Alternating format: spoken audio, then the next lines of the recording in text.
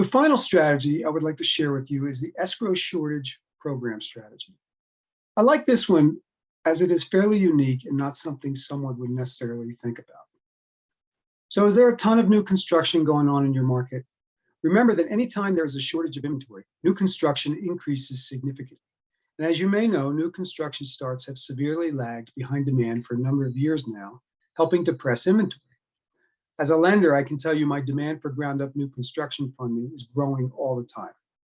So with that in mind, the escrow shortage program focuses on new construction, but not the actual purchase of the property, rather 1 to 2, 3 years after the purchase. Now, why would you want to focus on properties that closed 1 to 3 years ago? Typically, at the closing of a new construction loan, the assessed value of the property is based on just the land value, as the actual property has not been assessed yet. It typically takes the tax office anywhere from 1 to 3 years to assess the full value of the new home. Guess what happens once the assessment is completed? Yep, there's going to be an increase in taxes, which will exceed the estimate that was used at the original closing. Add to this any significant increase in market value, and the taxes could be adjusted pretty significantly. And keep in mind, this phenomenon can also occur in a traditional purchase scenario where the property may not have been assessed recently. The buyer who assumed the tax rate was the same as for the prior owner gets reassessed when the new title is recorded, and boom, his taxes go up. What happens then?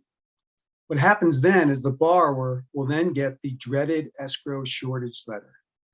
This will tell them that they can either pay a lump sum to balance the deficit, or their monthly payment will increase by X amount to make up the shortage in the escrow account. Obviously, this might be a good time to consider refinancing, particularly if rates have gone down. That's not the case now, but they may go down, hopefully they'll go down again. And most importantly, maybe their financial needs have changed. Maybe the kids are now college age. At a minimum, the change in the escrows gives you the opportunity to have that discussion, and it certainly separates you from all the other mortgage people out there. Hopefully you have an established relationship with the title company rep, as that person should be able to provide you the names and addresses of the owners of the lots in the subdivision who has mortgages. From there, you just need to send a letter to them which explains the phenomenon of the escrow shortage and why they should be aware of this happening.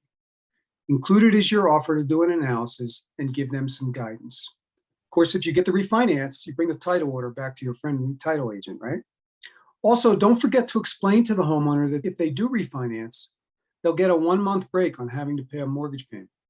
They're not always aware of that, and it needs to be pointed out in the cash flow discussion. The final thing you might want to consider with this strategy when talking to the homeowner is the capital gains exclusion on the sale of a primary residence. As I'm sure you're aware, the IRS allows a single individual to exclude $250,000 and a married couple to exclude $500,000 from the capital gains generated by selling a home. Maybe they decide to sell the home after they get reassessed, who knows?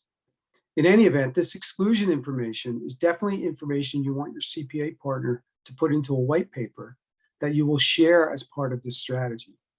As mentioned, this is more very important value-added information you would want to share with the client as they're considering their options due to any significant increase in real estate taxes.